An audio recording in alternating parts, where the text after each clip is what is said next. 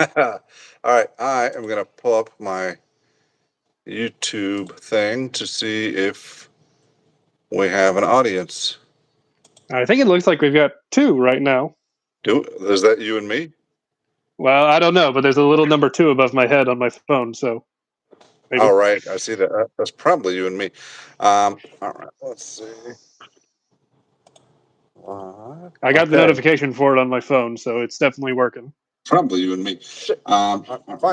Oh, no, there's a couple of people. All right, yes, we have 2 at least. Welcome. Welcome to the fun. There's 3. All right. Well, hello. 3 more than I was counting on. We'll take it. Yep. You want to wait for more, or do you want to jump in? Well, whatever you want to do. It's fine with me. We can go ahead and jump in if you want to. We got a bit to discuss. Let's do that, because I'm going to start sweating really badly here soon. Fair enough. So, all right. Welcome, everyone, to my first real YouTube live event in which we have actual content. In case you don't know me, I'm Robert Bevan, author of the Caverns and Creatures series of comedy, fantasy novels, and short stories. With me is Cameron, a.k.a. Prince Phantom, frequent contributor to the Caverns and Creatures website. And we're going to be talking today about the best feats for the Hexblade Warlock. And this will largely be Cameron's opinion. But, well, Warlock is a class that I don't have a whole lot of experience with. It's a little complicated for me. And Hexblade is so special it gets its own list because it plays very different to most other Warlocks. So it's got a bit more unique going on. Since we're doing this as a live event, we welcome audience feedback. Leave your comments. We will perhaps try to address them. Certainly. Yeah. So, best feats for Hexblades. You ready? Let's get into it. All right. So, Hexblades. Go ahead. No. All right. That's why. Okay. Before we jump right into the feats, what are we looking for as far as what are the considerations were you considering when picking feats for Hexblade? So Hexblades play very differently to most other Warlocks. Yes, other Warlocks can take Pact of the Blade, but as you have seen and you're going over the Warlock invocations, it's not the strongest pick, unless you invest in it by going Hexblade. So with that, we're wanting to, most of the time, wanting to wield weapons, be they, big or small, whatever it is. There's a bunch of different ways you can build Hexblade, but most of them involve wielding weapons. And when you're wielding weapons, that obviously means that there are a lot of feats that can really improve weapon use. So much so that some might say that without feats, weapon use feels pretty useless. So that means a Hexblade Warlock really needs to pay attention to the feats that they take a lot more than other Warlocks need to, actually. Most Warlocks are pretty free in the types of feats they can take because they're full spellcasters, sort of, and they can kind of do whatever they want. Their spells cover most of their necessities. Feats are just, icing on the cake. Hexblades, not the same. If we want to devote ourselves to weapon use, we have to take the feats appropriate to that. It's as simple as that. Sure. So, in a way, you talked a little bit about how taking Pact of the Blade and taking Hexblade taxes your invocations a little bit because you feel like you have to take Thirsting Blade. You have to take, to get the extra attack, you have to take this invocation. You have to take that invocation. The same is true for our feats. There are feat taxes built into Hexblade.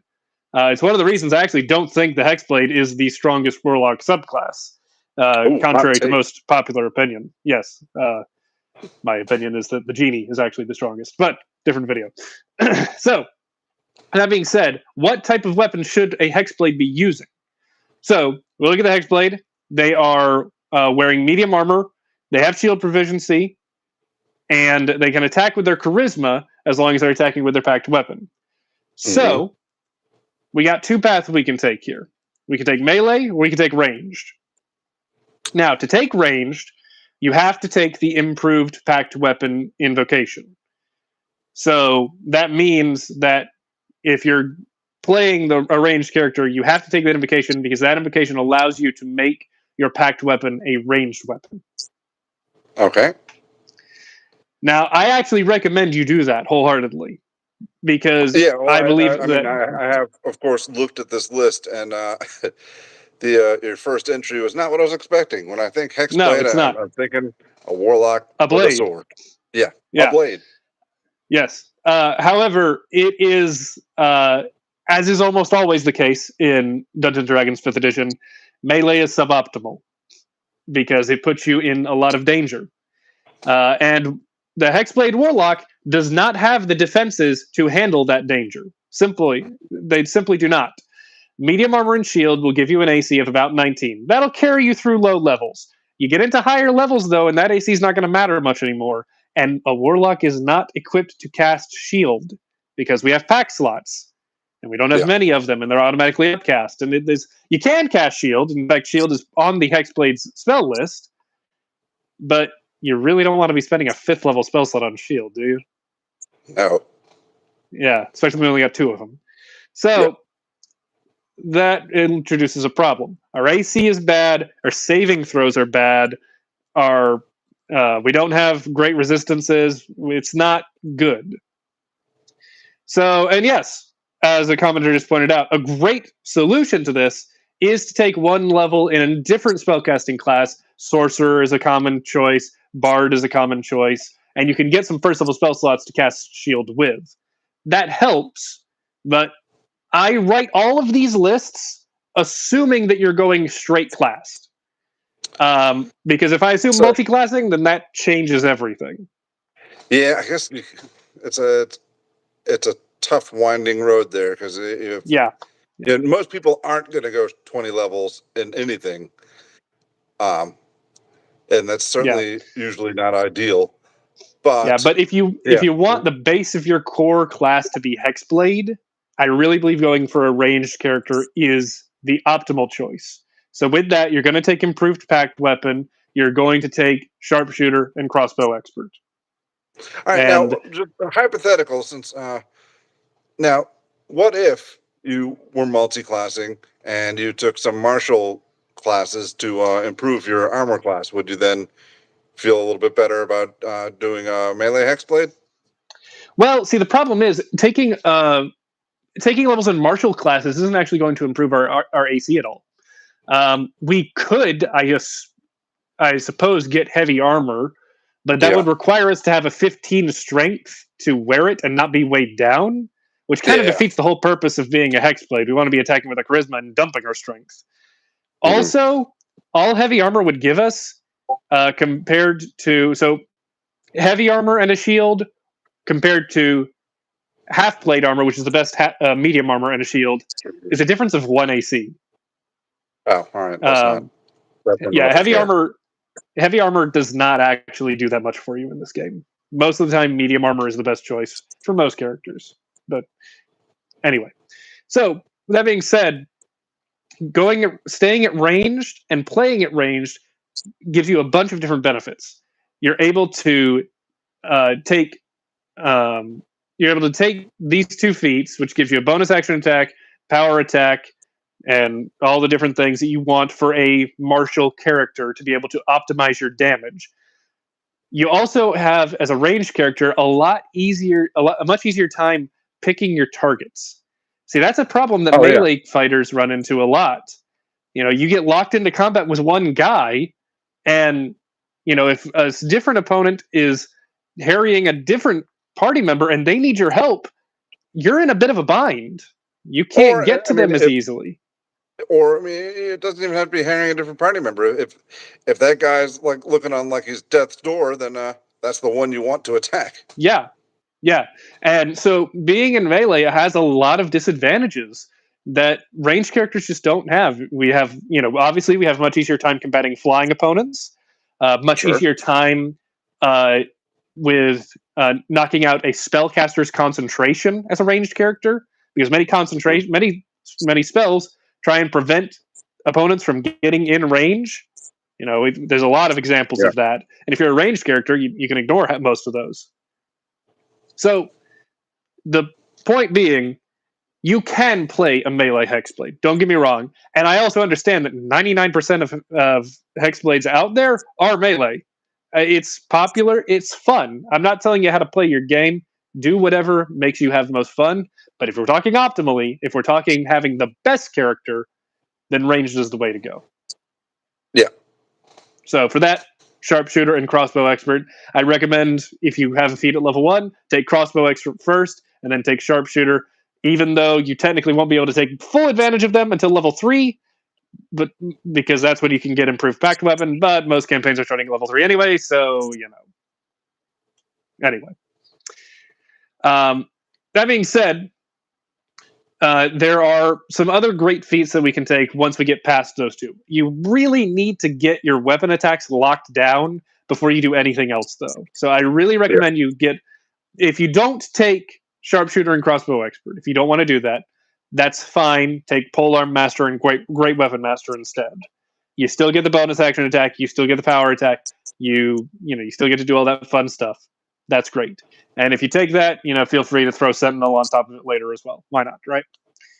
Sure. So, but if we're going the ranged route, which is what I'm assuming, because again, I'm assuming optimization, other great feats to take once you reach 8th level, there's Magic Initiate, which is great, mostly for picking up Find Familiar. That's mostly why we want Magic Initiate. And also, Warlocks are kind of starved for cantrips. They get 2, and one of them's probably going to be Eldritch Blast. So, being able to grab 2 more is actually doubling our cantrip size. Now, of course, at 8th level, you'll have, I think, 1 more cantrip at that point, but still. Sorry, but it's very helpful. Right, we're at level 8 now, you said? Yeah, because if we're taking... I'm assuming you're taking a feat at level 1, either through your race or you have a generous DM, and you're picking up crossbow expert. Then at level 4, you're taking sharpshooter. Right. Now we're at level 8. I got you. I'm just wondering. All right, we were taking Magic Initiate at level 8. I understand. Find Familiar, amazing spell. But is it as amazing when we're at level 8 as it would have been beforehand? Yes, wholeheartedly. Yeah. No doubt. It is still, and I will say, if another party member has Find Familiar already, this lowers in priority heavily. Okay. Having 2 familiars in a party is good. It's helpful, but it is not doubly helpful than having 1 familiar. Right. We don't need 2 familiars to scout. We don't need 2 familiars to do all these other things that familiars are known for doing. So, if somebody else in the party has this, then feel free to ignore this one. All right. So, and another one, if somebody else already has Find Familiar, or if you're just not interested in playing a character with a familiar, that's fine. Warcaster is a great set in stone, old standby feat for spellcasters. And we really shouldn't be neglecting the fact that we are a full spellcaster as a Hexblade. There is so much more we can do than just make attack rolls. Yeah. And we can cast some really devastating spells.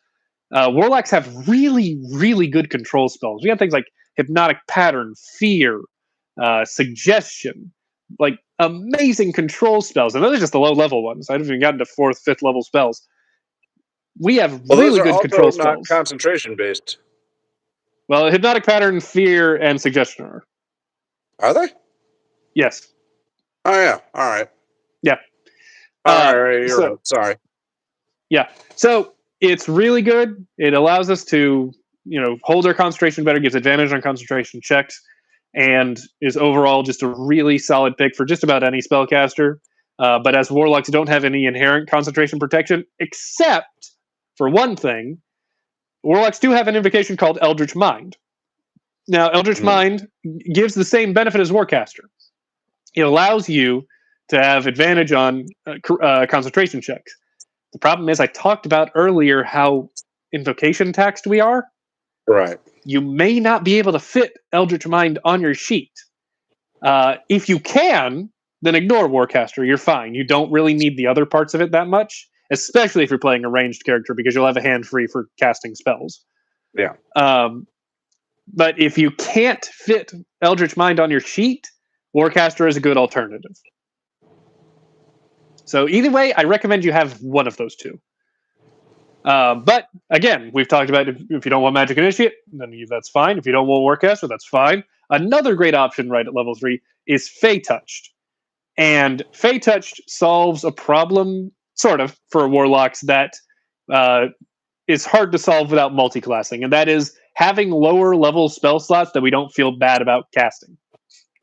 Yeah. So we've got Magic Initiate, now Fey Touched. That's building up our spell repertoire.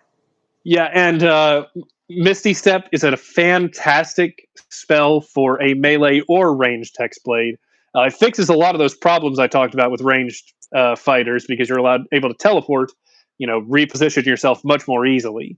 So if you're wanting to play a melee character, I highly recommend Fey Touched. It also, of course, gives us a +1 to our charisma. Always great. Love it.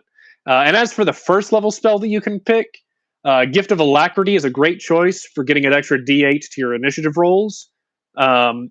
Bless is fine if you want just a nice, solid control spell for a medium difficulty encounter. If you know that your table generally tends to run, a couple of medium difficulty encounters and then a big one, and you want a control spell for one of those medium level encounters, Bless is great.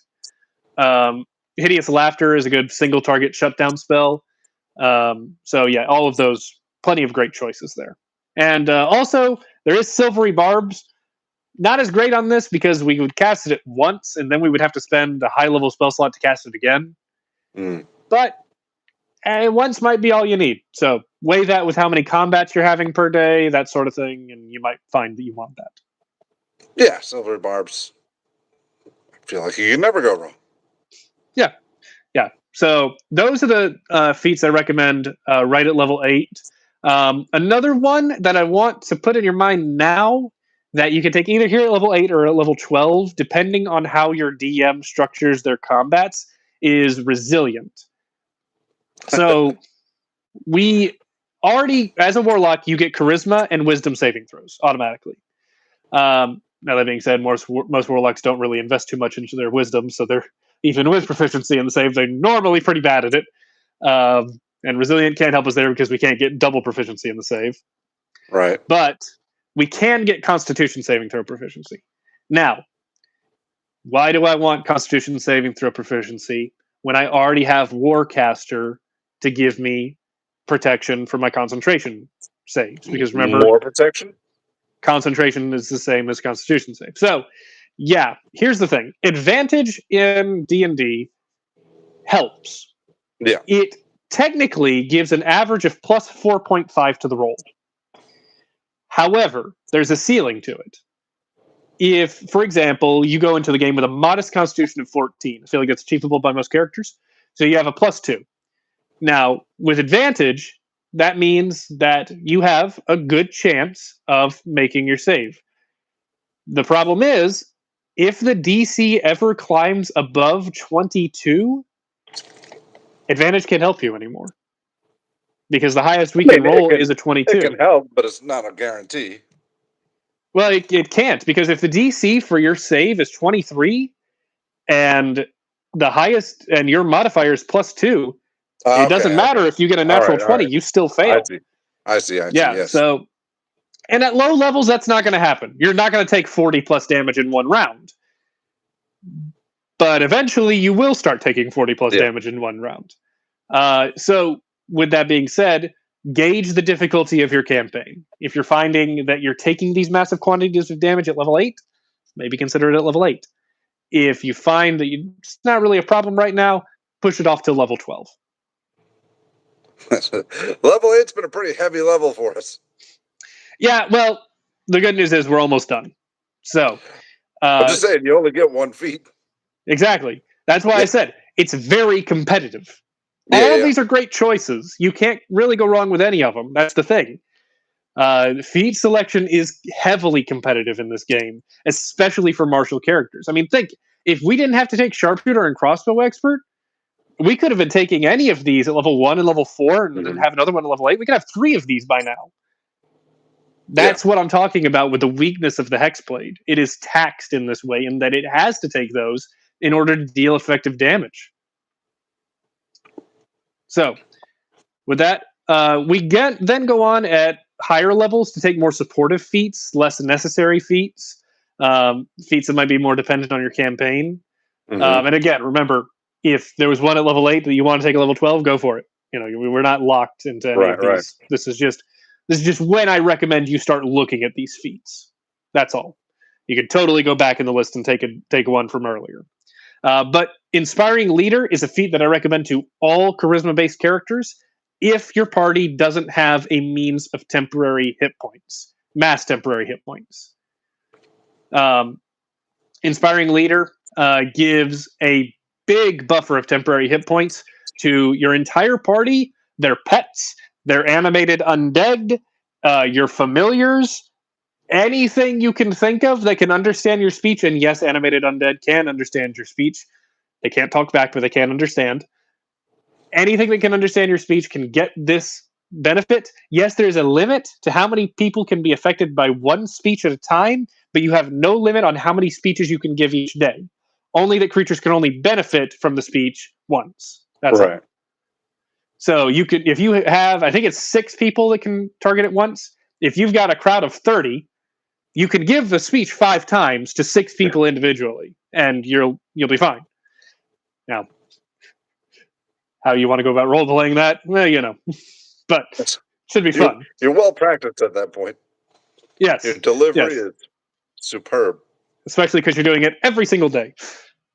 So, this is really, seriously, though, when I'm thinking about, just think about a party of 4, for example. Let's be very modest here. We're not even taking the feat to its fullest potential. Party of 4, no familiars, no pets, no nothing. We're adding, I know it's over, because it's 10 plus your charisma modifier, which at this point is probably a +4, maybe a +5 if you focused on it or got really lucky with your rolls. I'll say it's a +3. I'll be generous. Okay. I'll lowball it. With 4 people, we are adding 52 total HP to our party. That is a really big buffer that the enemies now have to chew through. So, now the reason I said... Chat says there's some precedence for this. The speech in the Barbie movie comes to mind. She kept having to say it, and it was very inspiring. I have not seen that movie yet. I haven't either. But my daughter saw it. I'll ask her about it. Yeah, I have a daughter as well, but she is a baby, so I get the feeling that I'll probably see it sometime in the future when she's old enough to actually watch stuff. So I'll probably see it eventually. But yeah, now the reason that I specified this to only take this if your party doesn't already have a mass source of temporary hit points is because temporary hit points don't stack. So if you've got a Twilight Cleric in the party, an Artillerist Artificer, a Glamour Bard, you don't need this. You've already got that covered. It can't stack. So, or if you've got somebody else with Inspiring Leader. That too.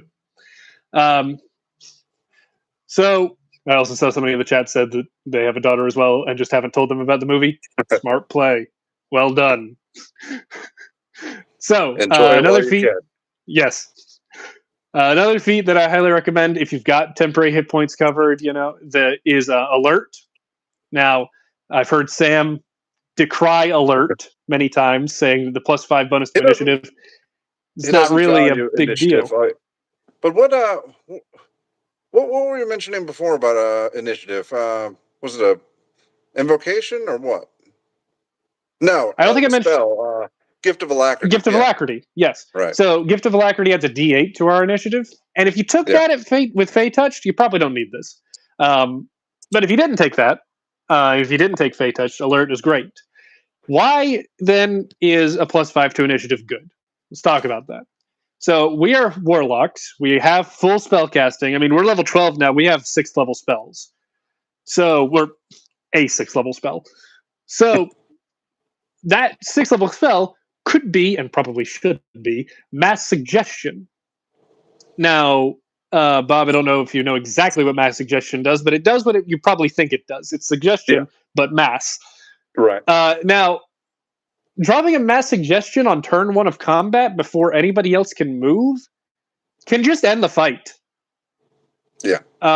Because you could just say flee, and half the battlefield just runs, and they will continue to run for 8 hours. And they're gone. That's some Forrest Gump shit right there. Yeah. Mass suggestion doesn't even have concentration, by the way. All right, even better. Yeah. So now, if you do that right at the beginning of combat, before anybody's gotten engaged, before any damage has been dealt, you've just taken out, say there were 6 combatants, you took out 3 of them. Let's lowball it. You have eliminated half the encounter before it started. That is so much power. Think about how much damage you just dealt, figuratively. Yeah, right. I mean, no, I'm with you. This is what I like about the fear spell. But then they run great away as well, and they drop their stuff. Yeah, fear is another great spell to go with this as well. You can totally use, and just if you blast off. In fact, fear is actually an even better example of this, because fear's big downside is its massive cone effect, and how it's hard to not catch your party in that as well. Mm-hmm. That's the biggest downside of the fear spell. Okay, if you fire this off, turn 1, you're the first person to go. Your party's not engaged with the enemy yet. That's true. You've got free reign to blast away. So initiative really matters for spellcasters. Spellcasters love to go first.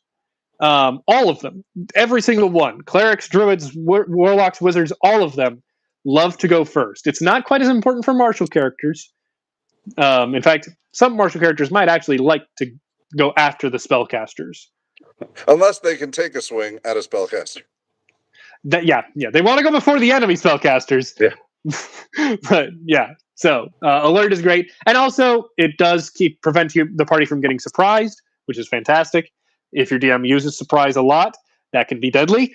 So being able to avoid that is great, and it's got some other minor benefits. All right. So, almost done. Another one that I recommend at level 12. If you took Gift of Alacrity, you don't really feel like you need more help with initiative. Metamagic Adept. Let's get a little bit of sorcerer flavor in here. So, I mentioned that I assumed we're going straight class. I also understand that a big popular choice for multi-classing the Hexblade is sorcerer. I also think this is still fine even if you did multi-class a few levels into sorcerer. Because more sorcerer points and more metamagic is still good. In fact, you're a straight sorcerer. I think so. Yeah. This is one of the best feats for a straight sorcerer. Right. Funny enough. So a big, really obvious choice that we can go for here is Quicken Spell, because we can bonus action a big blast spell, a synaptic static or something like that, and also then use our action to make attacks. That's a really good Nova round to start off a combat and really weaken the enemies. And very easy to do. Does use up both of our sorcery points, but it's a big blast that we can do once per day to really just shut down an encounter.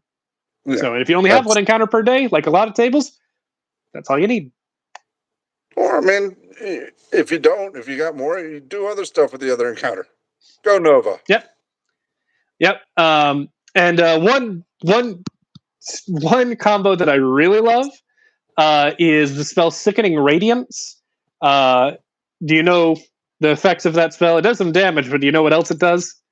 It like adds multiple levels of exhaustion over time. Yes. It's horrible. Yes. It's like, like it says, it's radiation poisoning. It's horrible. Yes. Now, the biggest weakness of Sickening Radiance is that it doesn't have any effects to keep the enemies inside of it. So you got to come up with something. Well, if you take the Eldritch Smite invocation, and neat thing about Eldritch Smite, it works with ranged attacks. Okay. Which Paladin Smite does not. So neat little niche it's got. You can knock. It also knocks enemies prone that get hit by it. So you bonus action Sickening Radiance over the enemies, and then Eldritch Smite a few of them, knocking them prone inside of it, forcing them to spend longer inside the Sickening Radiance. How long is? I mean, how wide is that? I think it's a 30-foot radius. Okay, so yeah. Well, They shouldn't be able to get out at of it. least eat an action. Yeah. So that's just a really fun little combo. Yeah. It's not even the most powerful thing that you can do with this, to be clear. There are much more powerful things you can do with this. But neat little combo I like. And that's really it. If you're at higher levels, you can take the tough feat, especially if you're playing a melee warlock. You're going to need those extra hit points. Simple as that. And I did have two actually honorable mentions for a completely different direction to take the build. And I mean completely different. The Gunner feat. Gunner is very different. Obviously, talk to your DM before doing this. Although the concept of a warlock with a gun as their patron is just beautiful. In fact, it has already been done in the first campaign of Critical Role, where it was used to very good effect, both in role playing and in storytelling. It's great. If you know what I'm talking about, you know what I'm talking about. And so, yeah, if you want to play a gunner, you just take gunner, you take sharpshooter, and you potentially, depending on what gun you're allowed to use, could do more damage than the crossbow expert build, could do slightly less. Depends on what your DM allows with that. So just talk to your DM before that if that's the direction you want to go. Does he allow the AK? Yeah. If he allows the AK, then you... Beautiful. And last one that I would recommend, especially at higher levels, if you're playing a drow, the drow high magic racial feat is really, really good. It's potentially the best racial feat, in my opinion. And that's going to be controversial because some people say elven accuracy. I would put elven accuracy number 2. So we get 3 free spells, and they're all good. One of them is, in fact, Dispel Magic, which is a 3rd level spell from a feat. Yeah, which that's pretty amazing. I don't think you can get a 3rd level spell anywhere from any other feat. Maybe there's one. I think there might be some Deep Gnome feat that gives you non-detection. Oh yeah, there is, but who wants non-detection? Yeah, exactly. Dispel Magic is a real spell. Yeah. So, and Dispel Magic also another thing that warlocks might be hesitant to prepare because we've got some limited spell slots, So this gives you a free casting on it. It works off your charisma. It's all good. So if you're playing a drow, consider it. Yeah, whatever your class. Yeah. We have all right, well, that wraps up your list. However, this list was made before Big B Presents Glory of the Giants was released. And we have a question here from the chat. Which giant feat would you recommend for warlocks? Okay, I don't have all of these memorized yet. With, if any? I don't have all of these memorized yet. I would say... Okay, so I might talk about this with a different one. I believe that let me help you. Let me help you out here. There's only 2 that you can take alone. The other ones are dependent on they have the prerequisite of one of those. Right. I'm not interested in the rune carver thing. I'm not interested in that at all. If I'm taking something like that, probably Magic Initiate is just better in most cases. There's the niche of Armor of Agathis, but Warlock's already get Armor of Agathis, so we don't need that. So not interested. So we're definitely, if I am looking at anything, I'm looking at the Strike of the Giant and the feats that build off of that. The Strike of the Giant, my favorite of those is the pushing one. I don't remember which one that is. I think it's Stone. That's it might be Stone. I've got it here somewhere, but yeah. So interesting thing. Interesting thing I want to point out. I believe that Sam rated the one that knocks people prone over this one, correct? Yeah. Oh yeah. He likes that one. Okay. He's wrong. Because read that feat, that subsection of the feat very carefully. That 10-foot push just has to be away from you, and up is away from you. Sure. So you knock the creature 10 feet up in the air, they fall, take a d6 falling damage, and land prone. Okay, well that's prone plus. Yeah, so it is strictly better than the one. I think the other one forces a save too. Do they both force a save? I don't know. I don't have know. not memorized these. Yeah. So I'm working off limited knowledge here. If I was gonna use any of them, I'd probably take Strike of the Giants for that push. I feel confident that we could make some good use out of that. But I also don't know where you'd fit it on the build, because you're not taking it before you take Sharpshooter, Crossbow Expert, And or also, if you're on the melee route. those are like 2 of 6 or 7 feats in the thing. You're certainly not taking 2 feats from the Giants book, correct? Yeah, I probably mean, not. like See, the whole that's thing here is we're taxed for feats already. yeah, that's the hidden problem with all of these extra feats that Big B introduced, especially the martial-oriented ones. Marshals are already pretty much locked up on the feats they're taking. If you're Well, I mean, optimizing a martial that character, that wouldn't be you're as much of an issue if the new feats that were offered some amazing alternatives, yeah, but they I agree. don't. Yeah. Basically, for a new feat geared towards marshals to really make a splash, it's got to be really good, because the competition is really steep, and these aren't it. No. Simple as that. I hate to say it. I have read over them at least once, and I don't remember all the details of them, but I remember not being impressed and not really being interested in taking any of them. And that's been the Well, case for most of the feats recently added. We The have full Dragonlance reviews for feats. each of them. We have full reviews for each of them here on the Caverns and Creatures website. Yeah. And I look forward to getting all the breakdowns of those so I can commit them to memory and then forget about them promptly. I Because said I that will never more for use the them. audience than for you. Yeah. Yeah, I will most likely never use them. I didn't like the Dragonlance feats for the same reason. They're just watered down, weaker versions of the feats we already have. Yeah. I don't like these. It's none of the new feats offered since Tasha's have really been worth anything. And Yeah, I don't feel like they're I putting hate to in the say it. effort that they need to. No, I've not been interested or impressed by any of the feats introduced since Tasha's. Mm. So, and I hate to All say right. that because I love feats. I love new feats. I love Yeah, me brewing too. around them. But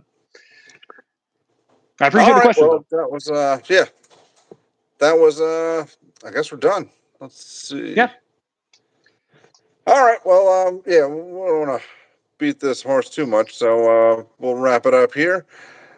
Thank you, Cameron, for coming on. Thank you, everyone, for joining us and asking your questions. I hope to be doing more of these in the future. This was a lot of fun.